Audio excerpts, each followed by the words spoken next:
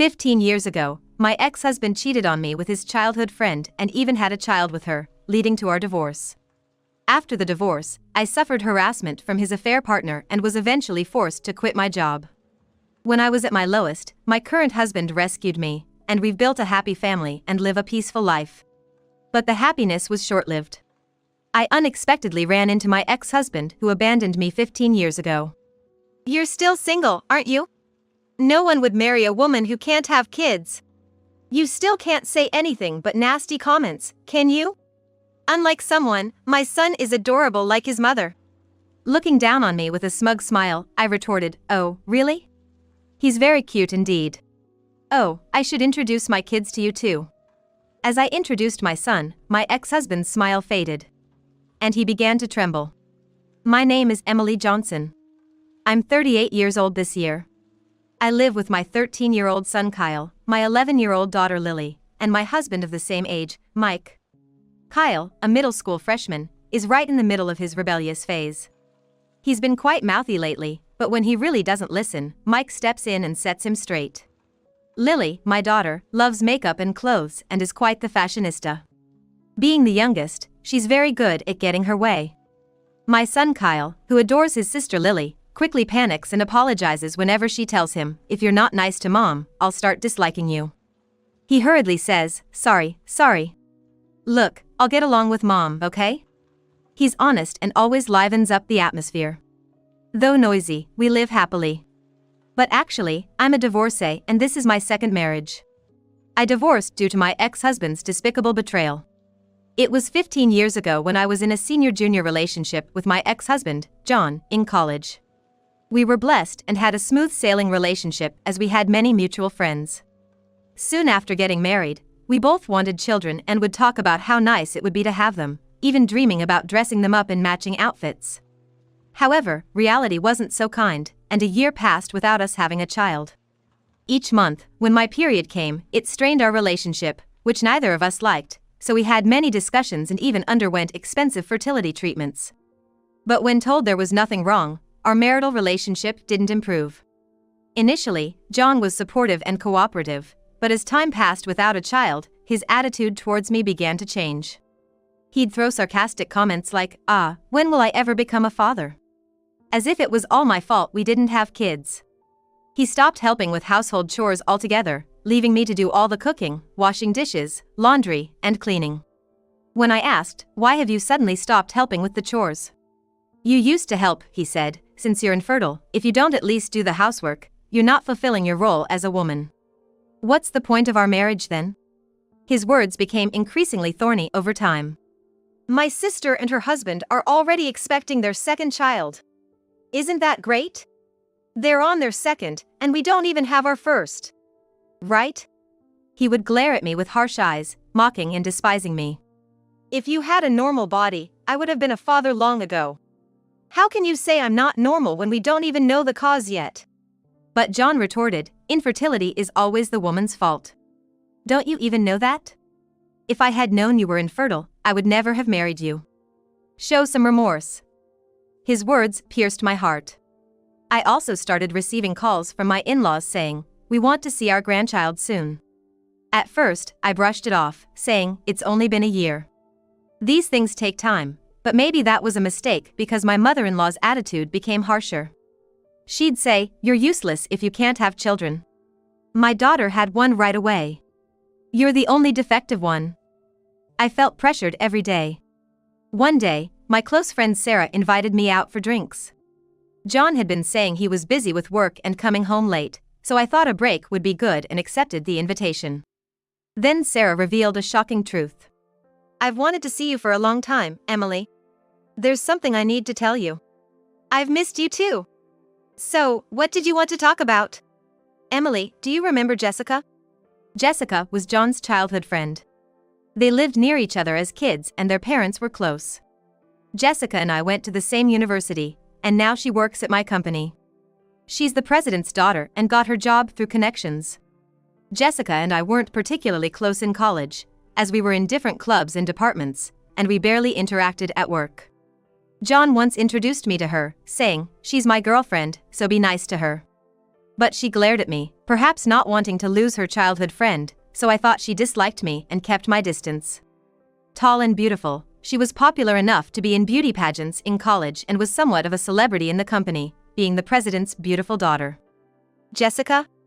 Oh, John's childhood friend? Yeah, I know her. She's beautiful. We're at the same company, but we don't interact much. What about her? Well, it's hard to say, but I think Emily, your husband John, and Jessica are having an affair. What? I was shocked by Sarah's warning, feeling like I'd been struck by lightning. I saw them the other day. They were walking hand in hand, not like just friends. That can't be. You should check it out. And call me if anything happens, okay? Thanks for telling me. I had a feeling that John was cheating. His attitude towards me was terrible, and he always came home late, claiming to be working overtime. On weekends, he'd say he was entertaining clients and wouldn't be home. I had a vague idea, but I pretended not to notice. That day, after parting ways with Sarah, I headed straight to a private investigator. The reason, of course, was to gather evidence of my husband's infidelity. It didn't take more than a week to gather evidence, but I myself wasn't ready to decide on divorce right away. No matter how terrible a husband he was the person I once vowed to spend my life with. I couldn't decide right away. A few days later, I returned home to find John, who usually came home late, sitting at the dining table. Oh, you're home. Yeah. I thought you'd be late today as usual. I tried to sound sarcastic on purpose. Yeah, sorry about that. I need to talk to you. Having heard about the affair from Sarah, I had a bad feeling. I want a divorce. What? So, that's how it is. I realized that John wasn't just fooling around with Jessica, but that he was serious. Jessica's pregnant. So, I'm gonna marry her. Jessica. Your childhood friend? You said she was just a friend. And now she's pregnant? You were having an affair? Don't call it an affair. Makes me sound like a scumbag. Can't be helped, right? Jessica can actually get pregnant, and she's beautiful. There's no reason for me to choose you over her. I was shocked by John's brazen attitude. He didn't think he was in the wrong at all. I was so shocked that I couldn't find the words to speak. Seeing me silent, John scoffed and said, Even my mom kept nagging me to divorce you. She always liked Jessica more. She's beautiful, kind, and can have kids. My mom will be happy with this. In the end, my mother-in-law and husband had always preferred Jessica. I was so sad that tears started to flow.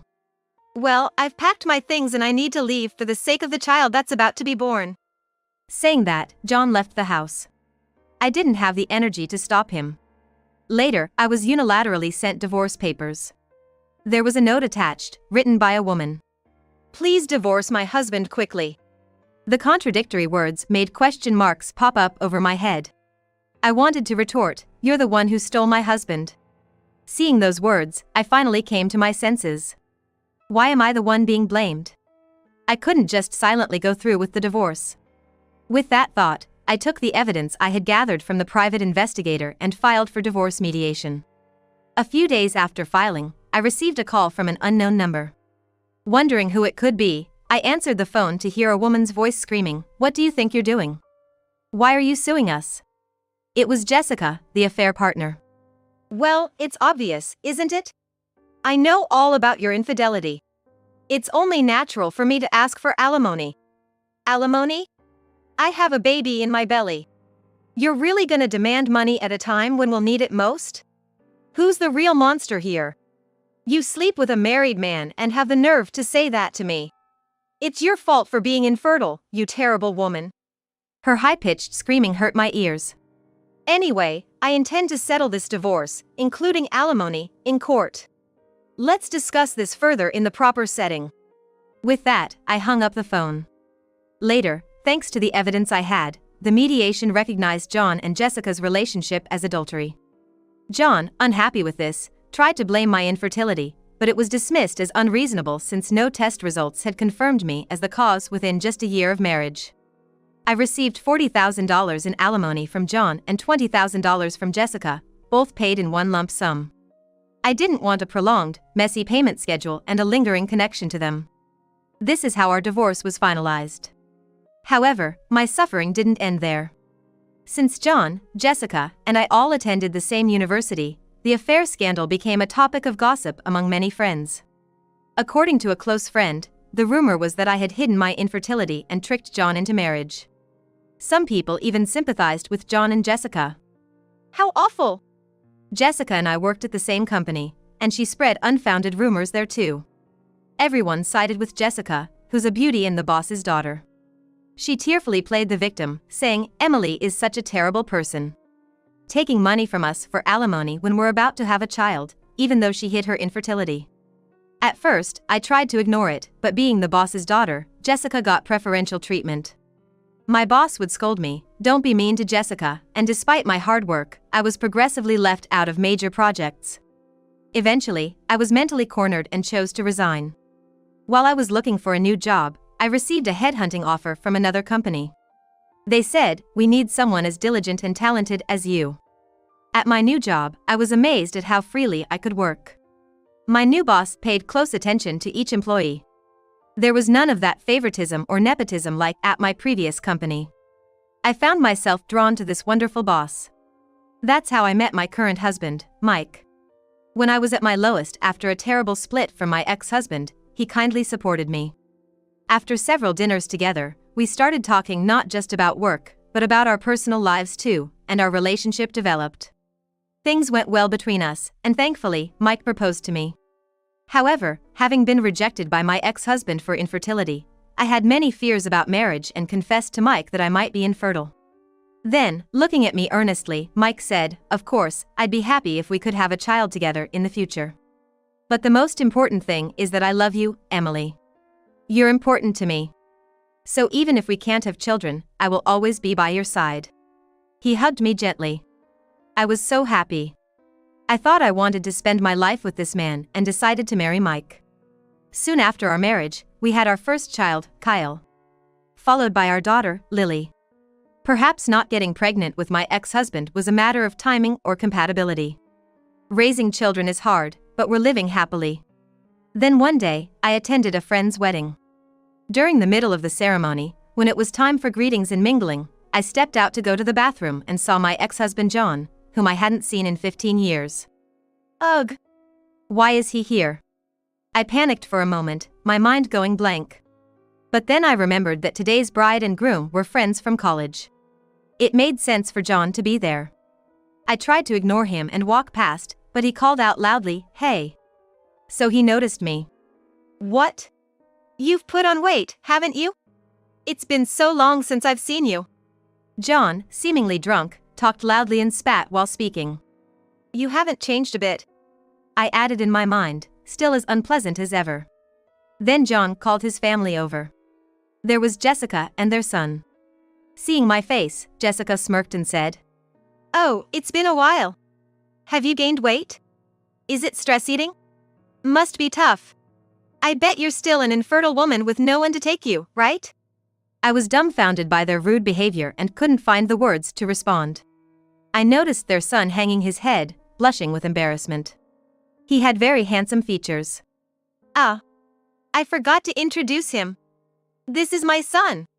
As you can see, he's cute like Jessica, right? Jessica, too, proudly bragged about their son. He's handsome, smart, a real genius. Sorry to say, it seems like we're the only happy ones here. They praised their son and looked down at me with smug smiles. However, their son seemed unhappy with his parents' behavior. Seemingly displeased with them belittling someone else. He must be a very kind boy, I thought. But I had no time to deal with them. As I turned to leave, John grabbed my arm tightly, stopping me. "So, you cause our divorce because of your infertility, and then you have the nerve to extort money from us?" John was still holding a grudge about something that happened 15 years ago. If anyone should hold a grudge, it's me. Then Jessica also turned to me and said, "Yeah. You're a single, infertile woman, why would you need money? Families with children like us need it more, don't you think? Pay us back double the amount you took from us at that time." I was dumbstruck by such selfish remarks, speechless, when John and Jessica's son spoke up. "Single means unmarried, right? But she's wearing a wedding ring on her left hand." pointed out by their son, John and Jessica stared intently at the ring on my left ring finger. What? You're married? John and Jessica's loud exclamations drew stares from the surrounding people. I was mortified. As I pondered what to do, I caught sight of a familiar face. You shouldn't be so loud at a celebration like this. It's disturbing others. Maybe you should be more considerate? Mom, who are these scary-looking people? Kyle. Lily. Yes, worried about my late return, Kyle and Lily had come to check on me. Lily, as usual, was outspoken, but it was rare for Kyle to speak so provocatively. Mom, you're late coming back. Eh? Mom? You have kids? Yes, I do. Let me introduce them. This is my son, Kyle, and my daughter, Lily. John seemed speechless, shocked that his ex-wife, whom he thought was infertile, had 2 children. Jessica was staring intently at my son. After a while, she muttered. In a strained voice. That uniform! She seemed fixated on my son's attire. He came straight from school with his dad. It's not about that. That's the uniform of that famous private middle school. Huh? Oh, yes. Kyle's attending that prestigious private middle school. Yes. Kyle excelled in his studies and was attending a well-known local private school. It can't be. A child of yours, at that school. And my daughter, too. She plans to take the exam for the same school next year. That's right. And you know what? Kyle is amazing. He won a violin competition. Violin. I thought I recognized this boy. Wasn't he on TV recently? You saw that? Yes, he's been getting a lot of media attention lately. Today, he's coming back from violin practice. Impossible. That can't be. John and Jessica were left gaping, frozen in shock. You were supposed to be infertile. How could you have such? I calmly addressed John's confusion. I'm glad to see you two seem happy. As you can see, I'm filled with happiness too. Let's not involve each other anymore. We have nothing to do with each other now. As I was about to leave with my children, my husband, Mike, appeared. Hey. What's going on here? The main event is about to start again. Seeing my husband, John's face turned pale. President Smith! What? Jessica too, upon seeing my husband, turned white and trembled. Your husband is Smith, the young CEO of ABC Corporation who got the job last year, right? Actually, my husband Mike works as the CEO of the parent company of Jessica's father's company. He was job hunting when the parent company approached him for a position, and that's how he switched jobs. I met Mike there, a man who was already popular and skilled. Last year, he was recommended by the then CEO and took over the role. Yeah, it's Smith, but... Huh? What's with this atmosphere? What happened? Sensing the uneasy air, my husband Mike looked puzzled, and that's when Kyle spoke up. These people were saying mean things about our mom, calling her infertile and fat, so Lily and I came to help her. They heard it. Kyle and Lily had overheard my ex-husband and his wife making rude comments about me. That's why Kyle had spoken up like that. You guys are those. The word infertile seemed to click something in Mike's mind, and his expression turned grim. I had heard rumors, but never imagined they were this insensitive. Then, John suddenly started to defend himself to Mike. No, I mean... Mr. Smith, I would never say anything bad about your wife, right, Jessica? Why are you groveling so much? She's just his wife, right? I was the one who got yelled at by my father and suffered a lot because you made me pay her money for our affair. I'll never forgive you now. Jessica. What are you saying?